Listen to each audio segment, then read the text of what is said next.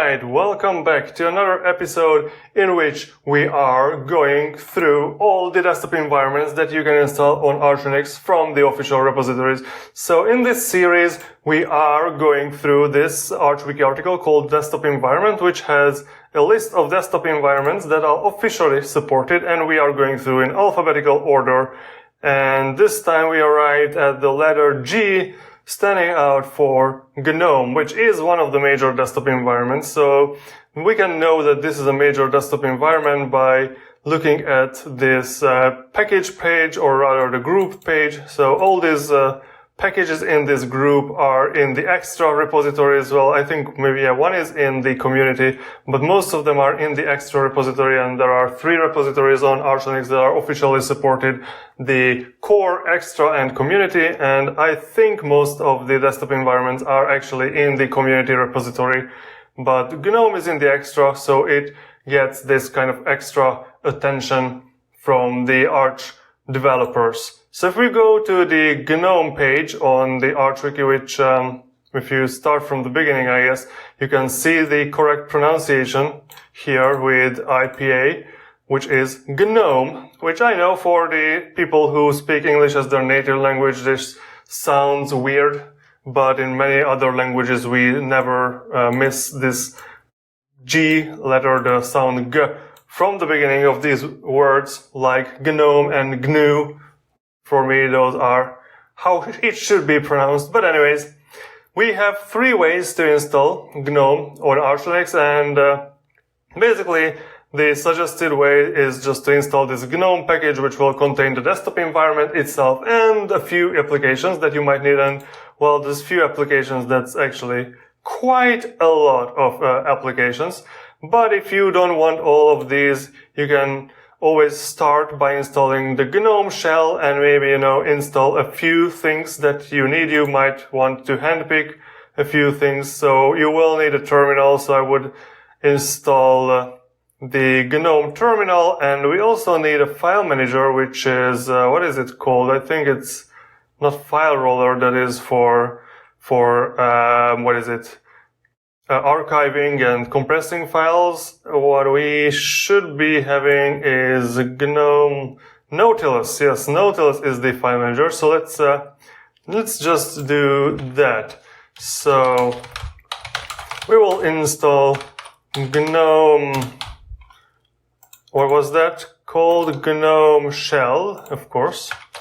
And then we will install Nautilus and GNOME terminal. So these are, I would think, the minimal things that you should want to install. Nautilus. I think I typed it correctly. So let's type in our sudo password and let's resolve the dependencies, and let's see what things will be installed. So we will just try this out. A lot of things already. So we will try this out just to run with the very minimal GNOME install. Then we will install the full GNOME group suggested by the ArchWiki, and then we will also install this other group, the GNOME Extra, which will contain some additional applications. So if you want the GNOME experience to the fullest, that is what you will want to install there too. And so let's wait until the installation is finished, and let's log in back to our GNOME desktop. Alright, so GNOME has been started, and it greets us with this activities overview, and you can basically click on any of these virtual screens if you want to. We have the logout and the log off and this kind of things on the right hand side. As you can see, we have the network manager here, but I don't think that this one comes with a classical system tray. And what else do we have in GNOME? So we installed a few things, so we can open the files right from the activities overview, I guess. And where you are, oh, it opened. Okay, it is here. So this is Nautilus, and if you've seen my comparison video of file managers, you will know my opinion on Nautilus, but we have it. It works.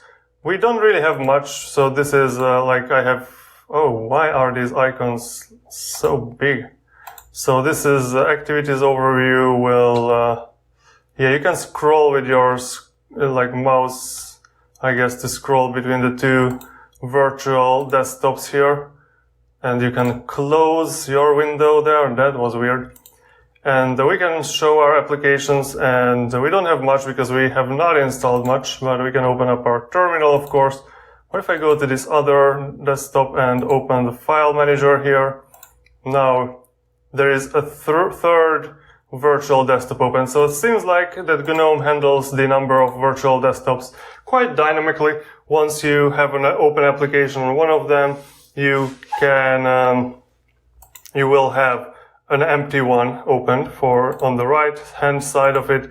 So we have them in this horizontal layout, and now we have the terminal icon appear here, but from the right hand side of this small divider there, showing you that the terminal is not that kind of like always fixed icon. Then what is this?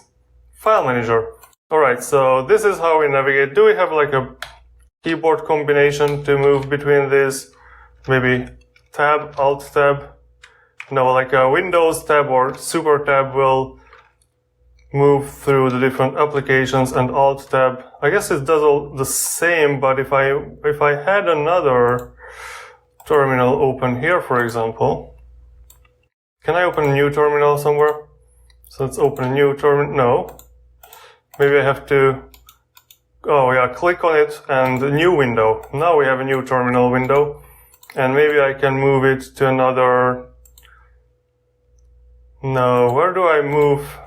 Oh, it opens new tabs if I want to. I want to move it to another workspace. So we cannot move it to numbered workspaces. We can move to the workspace on the right. And now if we go here, this workspace has both the file manager and the terminal on it. And I guess if I alt tab, I always alt tab between these two. And if I press the super tab, that is the same. So why? I don't know how to switch between the workspaces with the keyboard, but that's fine. So this is how the GNOME desktop looks on its very bare minimum, which is not what we want to go with. So can I just increase the size of the characters here? No? I have no idea what I'm doing here. Oh, I can increase by, this is a search bar. I can increase letter size. Great. So let's go with sudo pacman-s and just install the GNOME group. And once the GNOME group is going to be installed, enter selection all, yes. Oh, and it already reinstalled a few things that seemingly have been installed as dependencies to the few things that we have already installed. So yeah, let's go with the Noto fonts emoji here. Wow, we have 5 extra providers for XDG desktop implementation. So I guess maybe go with the first one because that is for a GNOME specifically. And then we can install all of these things. And we will come back to this desktop. And now that we have the GNOME settings, hopefully a GNOME Control Central installed, now I probably can start a Wayland session. So this is an Xorg session at the moment because I wanted to change the default screen resolution to fit well in the, in my screen recording, which I don't know how to do it from the command line under Wayland, only I know it under Xorg, but maybe with the GNOME settings, I will be able to just boot into the Wayland session, and we will be doing that once it is installed. So now that we have the whole GNOME group installed, you can see that now we have here the GNOME web, the calendar, music player, files, and also the Gnome Software icons next to our application icons. And we have a little more things available in our menu than we had before. So one of these things is the extensions and the utilities part here, and the utilities only contains these 6 icons at this moment. So we have image viewer, document viewer, archive manager, the GNOME disk utility. We also have disk usage analyzer if you want to know what files are taking up the precious space on your hard drive, logs, fonts, things like that. And we have video player, a calculator, which is, if you are watching this channel for a long time, you might know that I am not really a big fan of calculator programs that try to emulate the desktop calculators on a computer, which is much better equipped for calculations with the keyboard than clicking on the number buttons with your mouse. So one interesting thing we should see here is the Gnome software. So Gnome software can be used to install programs for you, and it will tell you what are the things that are installed. And the Gnome boxes, for example, is a virtual machine program. And you can see that even though it's installed, we still, if you click on it, you cannot really uninstall it from here if you try. You can click on uninstall and it won't be able to, because these software are installed through Pacman, and the Gnome software does not interact with Pacman. So if you want to install something from here, for example, I don't know, simple dice game, for example, this will be installed from the FlatHub as a Flatpak. So Gnome software is basically installing Flatpaks for you, and I guess you can add additional repositories somehow, maybe. But anyways, so that is the thing here, that GNOME itself is not really just a desktop environment and just like a desktop thing, but it also kind of tries to take over some parts of what a distribution should do. So I guess a software center should come from your distribution. And of course, Arch Linux does not have a software center, but GNOME, they did that, and the Arch guys did not put in any effort that GNOME software should handle the packages from the Arch repositories. And so this is, if you are building your GNOME setup from the bottom up and you don't install the whole package of the whole GNOME group, then you might want to exclude the GNOME software from that list, because it does not really, it is not really that useful. I guess if you want to install Flatpaks, that's something you can do.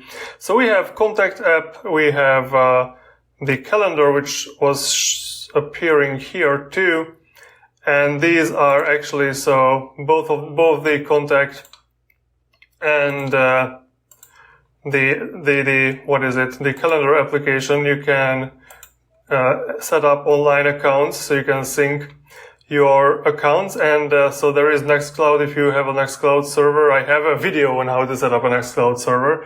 So if you have a Nextcloud server, you might want to use your login information there, so you can sync your contact information and the calendar. So calendar, very nice little calendar we have here, that you can also have the online accounts can work with this too. So there is that. And there is one more thing we should take a look at, and that's Gnome Extensions. So I know many people say that Gnome by itself is unusable. It's not really useful without extensions. So we have the extensions if we install the GNOME group, and there are a few extensions here that you might want to use. The is it turned on? Yeah, it should be turned on, and we can have like a workspace indicator. So now we can move around in workspaces, and actually workspaces we can set up in the settings menu. So can I move this to the next workspace? Move to workspace right. So you can see that now that we are on the second workspace, we'll open a third workspace, but actually we can somehow in the, the multitasking setting, we can have a fixed number of workspaces.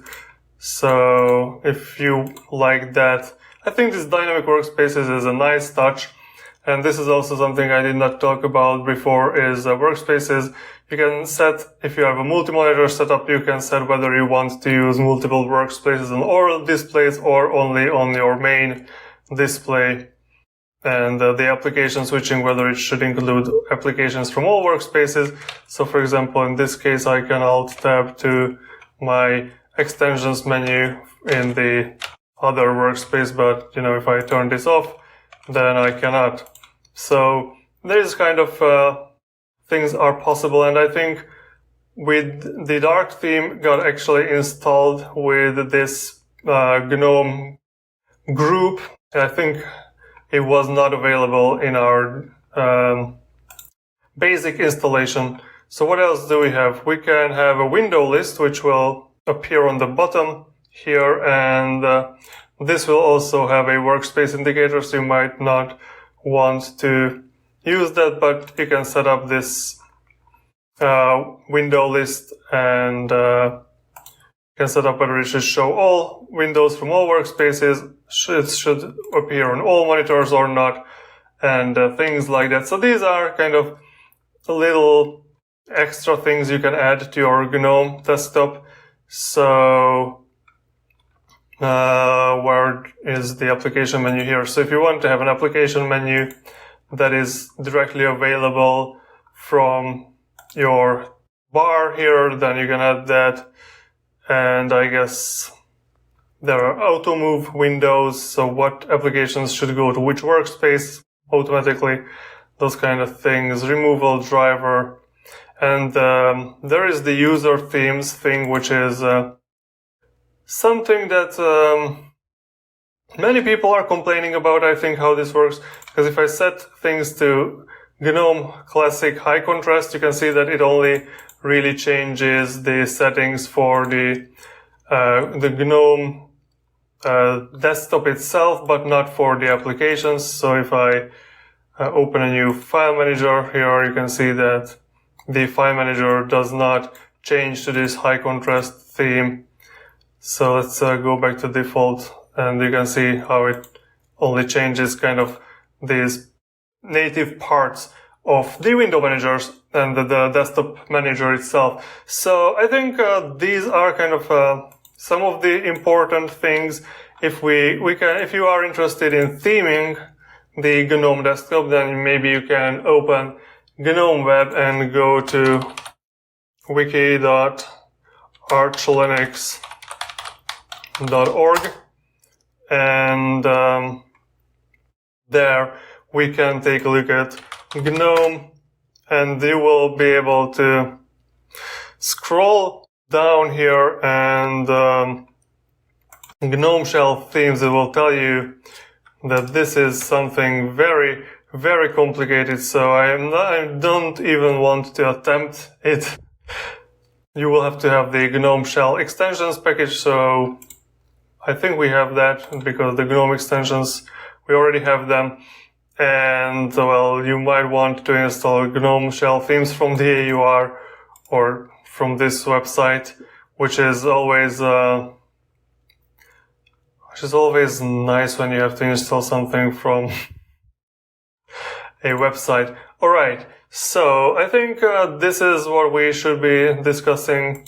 Here I don't think I missed anything important here. Clocks, books, so weather, application, photos and image viewer. So these are kind of very basic applications that you would want to use. Gnomebox, it's interesting that they give you the virtualization in the desktop environment itself. It is a very nice touch from the GNOME devs. We have the system monitor, which not the most beautiful system monitor you've ever seen, but it's quite nice. Well, actually, it's quite good looking. And what else do we have here we might want to take a look at? So it's nice that the archive manager is installed by default here. Document viewer. So, just as I said, it's basically most of the things that you might need are installed in here. And if you are a little more picky, you don't want everything, maybe you don't want the GNOME Web, even though even though actually I did not tell you this, but you can actually use Firefox Sync in GNOME Web, and you can import your Firefox bookmarks, but if you use Sync, you don't need to actually. So you can even sync with Firefox, but maybe still that did not convince you to want to use GNOME Web, and you can just go with Firefox instead. And just don't install the GNOME group, go to the Arch Linux website and look up what is in the GNOME group, or go to the Arch Wiki and check the GNOME's page, and you can find specifically,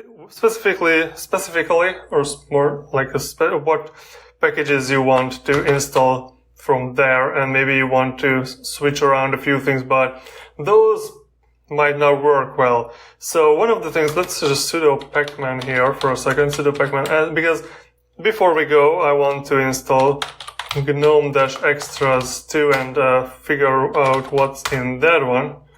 No Gnome Extras, it's Gnome Extra. And let's install everything from this. And before, while this installs, what I wanted to say is that, so in the case of GNOME, I would be a little more cautious about mixing and matching different applications, because simply, so on this virtual machine, I have the LightDM, display manager installed, and so LightDM, it's very easy to use with DWM. You can have a light locker for screen locking, but if you just log in through LightDM into GNOME, it will tell you that you cannot use the screen locker unless you are using GDM for your login manager. And it makes sense because GDM actually can use Wayland. And so if you are logging into the Wayland session from the LightDM, the Light Display Manager, in that case the LightDM is running in X11, and then it launches the Wayland session. So probably this is why you cannot really use the screen lock on GNOME without GDM. Maybe you could hack it around, I don't know. But in general, it seems to me that hacking around with GNOME is a little more complicated than, let's say, I had with my experience with Cinnamon. So what did we gain here from all this installation? So let's go to applications here. Alright, nothing serious. GNOME just randomly crashed on me after installing the extras. And so once we install the extras, you can see that we have a little more icons here. So now we have 3 pages of icons. A lot of games are installed. A sound recorder is added. What is this? Robots. Yeah, this looks like a game too, I think.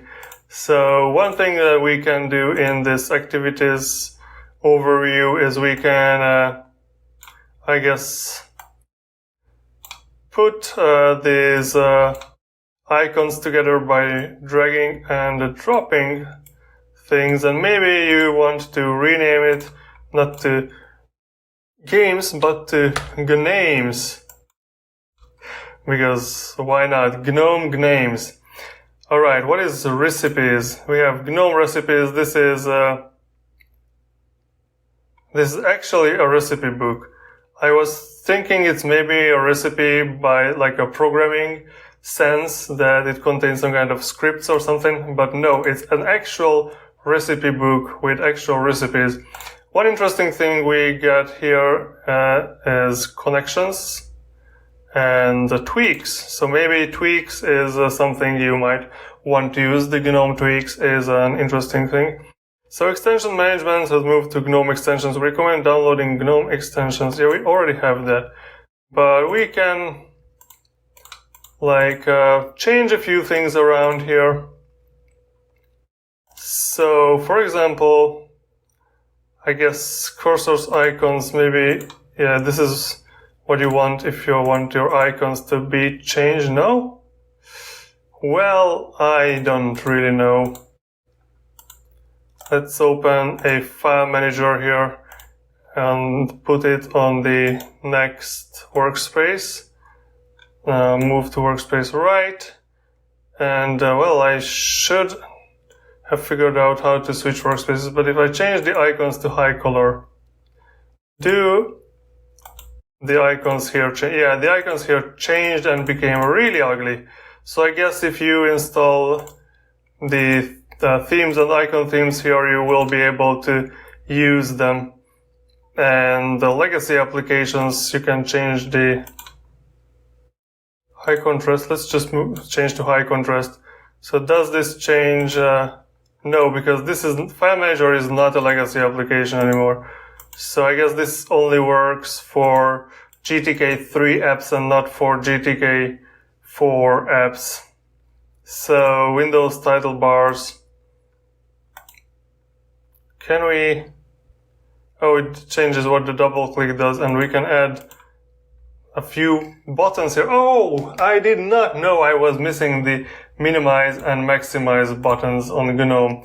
So maybe people are actually right when they say that you don't need the maximize and minimize buttons on GNOME. And to be frank, I am using a tiling window manager, so I don't have any use for these two buttons anyways. But if you want them, that is where you find it in the Gnome Tweaks, which is a little complicated because some of the things, of course, you set up in your utilities / tweaks. There is some that you will be able to find in, where do you even find it here?